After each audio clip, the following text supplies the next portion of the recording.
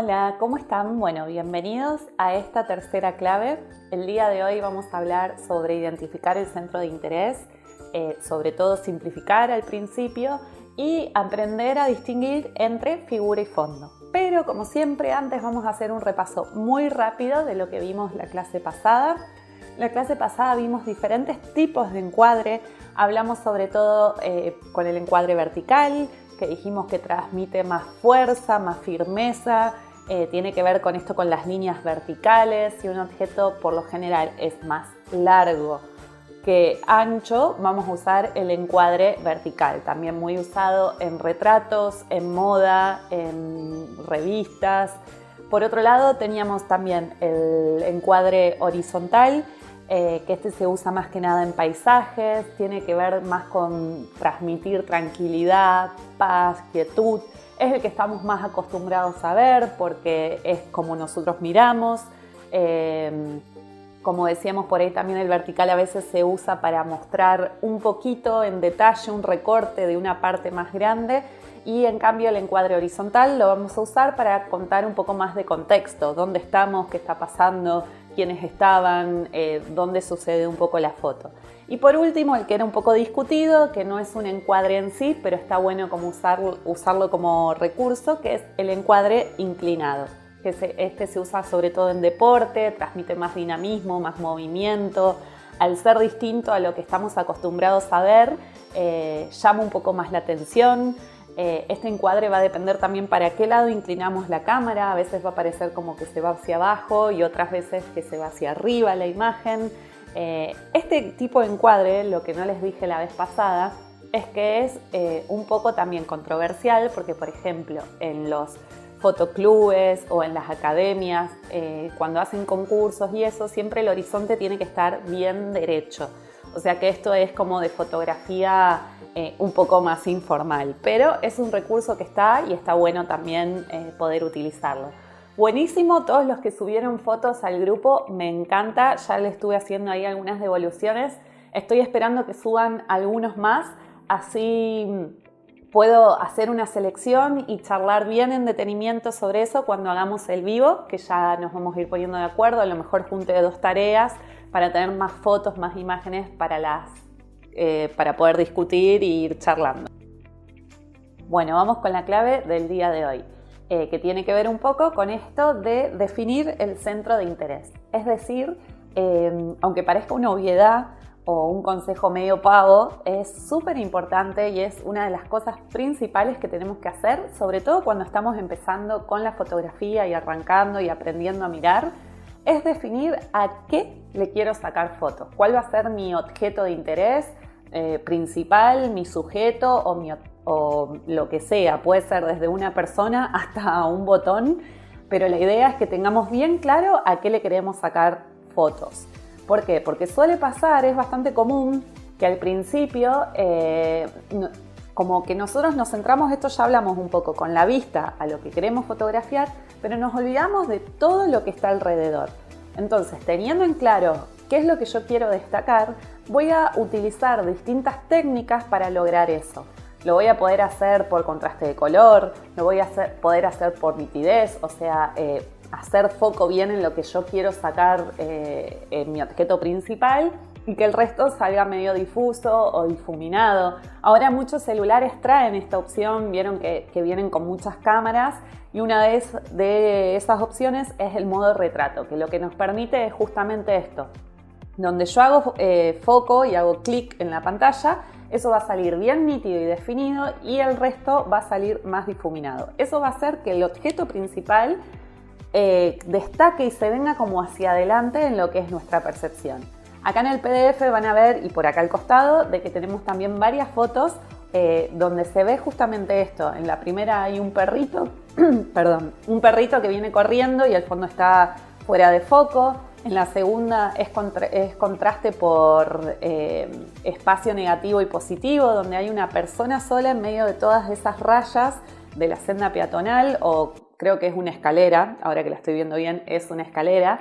Y ahí el contraste se da justamente por esto, por un fondo enorme que se llama espacio negativo y una persona que siempre, que esto grábenselo, que haya en una fotografía personas o animales, es lo que primero nos va a llamar la atención y a donde se va a ir al ojo. En este caso es una foto muy limpia, muy ordenada, donde solo tenemos una persona y es obvio que esa es nuestra figura principal de la foto, pero se puede llegar a dar que a veces, no sé, le estamos queriendo sacar a un paisaje o un árbol que encontramos hermoso o una flor y justo por atrás, allá lejos, pasó una persona, ahí es donde se nos va a ir el ojo. Entonces por ahí es donde el mensaje es un poco más confuso y no logramos transmitir lo que realmente nosotros queremos. Cuando hablamos de centro de interés, no quiere decir que nuestro objeto principal tenga que estar ubicado en el centro del encuadre, sino que cuando apenas miremos la foto, vayamos directamente ahí con la vista, que sea lo primero que nos llama la atención al observar esa imagen. Entonces, lo que vamos a hacer para evitar que pasen todas estas cosas que estuvimos hablando es, primero, tener en claro a qué le vamos a sacar y qué es lo que queremos disparar.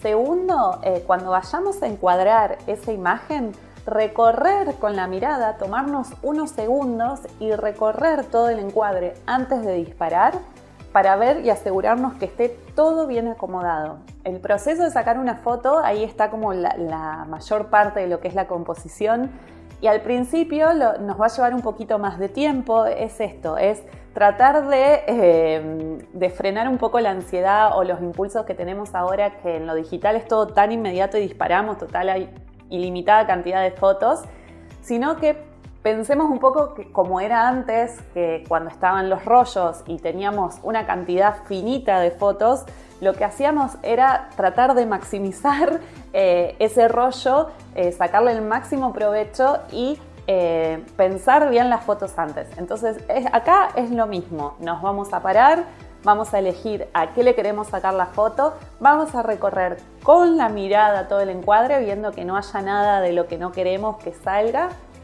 Si hay, a lo mejor, obviamente, si es un bodegón o son objetos que yo pueda acomodar, es más fácil, porque si hay algo que me molesta, lo corro. Pero, por ejemplo, si estamos sacando un paisaje o estamos al aire libre sacando algo a personas que interactúan, que obviamente uno no las puede mover, lo que vamos a tener que hacer es movernos nosotros. A veces cambiando solamente un poquito el ángulo de toma, evitamos que se vean cosas que nosotros no queremos. Segundo, lo que vamos a hacer es enfocar bien sobre ese elemento. Sobre esto ya hablamos un poco en el curso anterior que está en mi Instagram, lo vuelvo a repetir y les dejo acá arriba el enlace por si quieren verlo, que también está el enlace en YouTube de los videos. Lo principal es hacer foco sobre ese elemento. Si no saben cómo, vayan a ver esos videos que son como previos a este curso para que aprendan a configurar bien el celu, tips de limpiar bien los lentes, tips de iluminación y vemos algo de la regla de los tercios que lo vamos a volver a ver más adelante en profundidad. Como les comenté al principio, cuando arrancamos fotografía, por ahí está bueno tratar de simplificar la imagen, de que esté lo más limpita posible y lo más ordenada posible, pensar tipo minimalismo. Esto no quiere decir que siempre hagamos todas imágenes así, porque a veces vamos a querer comunicar o transmitir lo opuesto, imágenes más cargadas, pero bueno, ya vamos a tener más herramientas para saber cómo hacerlas de la manera mejor o que nos ayude a intensificar el mensaje que queremos transmitir. Pero ahora, cuando empezamos, más sencillo, tratar de simplificar y tratar de esto, de que el centro de interés destaque. Como hablamos hace un ratito, puede ser por color, color es un tema súper interesantísimo. Podríamos estar hablando, no sé, un montón de clases más porque se puede hacer hasta, y de hecho hay cursos enteros solo de color, teoría del color y psicología del color, porque los colores también transmiten un montón de cosas. Después, si les interesa, me escriben y de última, más adelante, agregamos un poco más. Pero básicamente lo que les podría decir ahora es que el color rojo llama muchísimo la atención. Donde haya algo rojo, ahí se va a ir la vista. Entonces, también tener en cuenta que si mi objeto principal no es de este color y justo atrás hay algo rojo, tratar de taparlo, modificarlo, si lo puedo correr lo corro, pero ver la manera de poder sacarlo de la imagen porque va a competir muchísimo con mi objeto de interés, como en las fotos que se ven de ejemplo, o también si uso el color rojo puedo potenciar mucho algo. La otra forma de lograr que mi objeto destaque también era por el foco. Si el objeto está bien enfocado, se va a venir hacia adelante y todo lo que esté desenfocado se va a ir hacia atrás. Bueno, y lo que vamos a hablar ahora es un tema un poco, no más complejo, pero bueno, sí es bastante teórico. Después ya vamos a ir más a lo práctico. Pero bueno, esto es la base. Vamos a empezar. Lo primero que vamos a hablar, que ya nombré antes, es sobre espacio positivo y espacio negativo. En una fotografía la podemos dividir en distintas zonas. Por ejemplo, acá donde estoy yo sería espacio positivo, porque en este caso soy persona, sería el objeto principal, y todo lo de alrededor espacio negativo. Después, más adelante, vamos a ver que con esto se puede jugar un montón, que son muy interesantes las fotos con espacio negativo. Y bueno, lo de alrededor de la imagen es lo que sería el marco. ¿Para qué hablamos de esto de espacio positivo y espacio negativo? Justamente para diferenciar figura y fondo. Todo esto tiene que ver mucho con la ley de la Gestalt, que son varias leyes en realidad con la Gestalt, que nos enseñan, digamos, desde el punto de vista psicológico, cómo percibimos nosotros. Hay varias leyes, no quiero entrar mucho en detalle en esto porque los voy a marear más, pero sí algunas cosas que están buenas destacar de esto. Siempre que nosotros identificamos una figura, automáticamente el resto pasa a ser fondo. Habrán visto que hay muchas imágenes que tienen que ver como con efectos visuales, donde si nosotros nos centramos en algo, el resto pasa a ser fondo y después si nos fijamos en el fondo pasa a ser figura y al revés. Acá en el PDF hay un ejemplo que es el típico de la copa y las dos caras, que pasan a ser figura y fondo y se van intercambiando.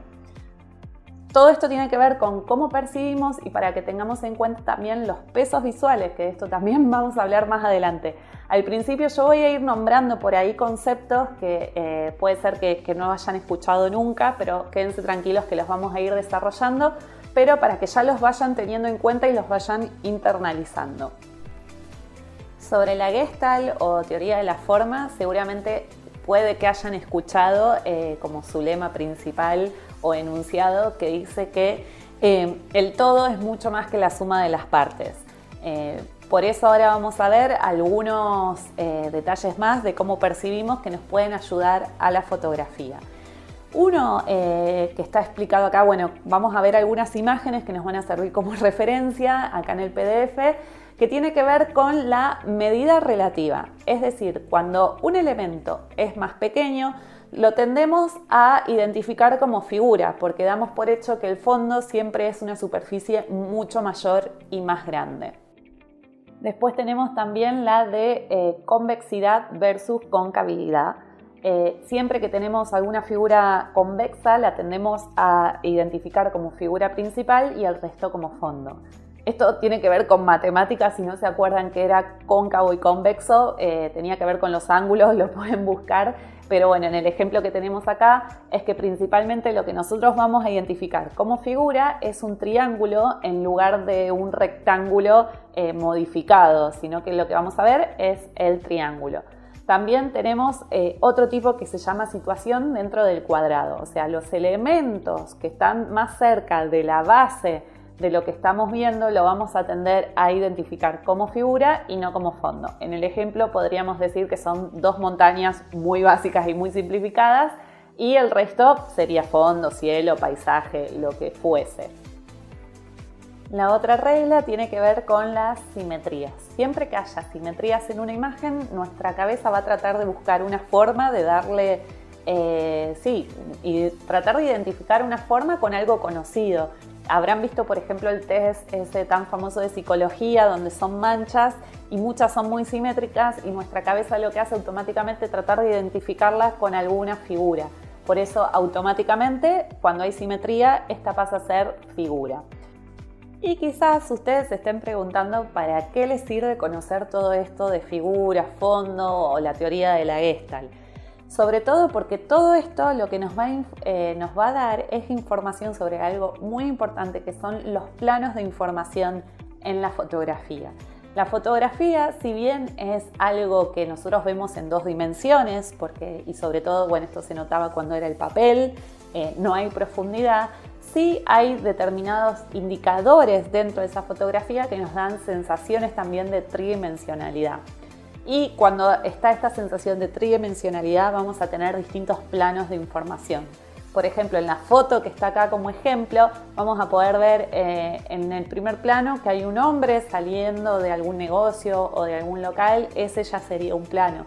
Más atrás, como también nos da la perspectiva y los elementos se van haciendo más chiquitos, tenemos distintos planos. El cartel, otro hombre mirando en dirección contraria, la gente que se va caminando al fondo. Todo esto es lo que nos ayuda a dar sensaciones de tridimensionalidad, que también hacen que una foto sea muy interesante.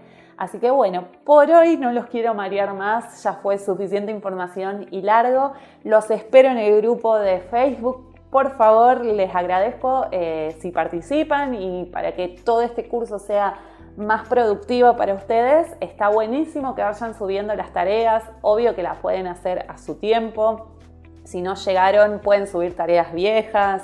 Como les decía la vez pasada, la idea es que el grupo sea de ustedes y que nos enriquezcamos todos con esta experiencia. Les dejo los ejercicios de hoy, no se van a salvar. Los ejercicios son: primero, definir nuestro centro de interés, saber a qué le vamos a sacar una foto. Y segundo, sacar una fotografía de ese elemento o sujeto en un fondo limpio, que sea lo más simple posible y lo más prolijita que puedan. La otra sería sacar estoy re trabado hoy. Sería sacar otra foto donde el centro de interés se note por contraste de color. Vamos a jugar con eso, con los colores. Si se animan y buscan más info, van a ver que todo lo que es teoría del color habla de colores complementarios, que es el máximo contraste. Por ejemplo, el verde es un color complementario con el rojo, pero bueno, esto también es bastante intuitivo, así que se van a dar cuenta qué color contrasta más con el otro. Y esas fotos, subirlas al grupo de Facebook y vamos a ir charlando. Es poquito, son 2 fotos, así que me imagino que en algún momento de la semana y ahora en cuarentena van a tener tiempo, o ahora que se viene el finde también, de hacer estas fotitos. Los espero y participen, porque pronto voy a tener regalitos y premios para todos los que estén participando. Muchas gracias y nos vemos la próxima. Que tengan un buen finde.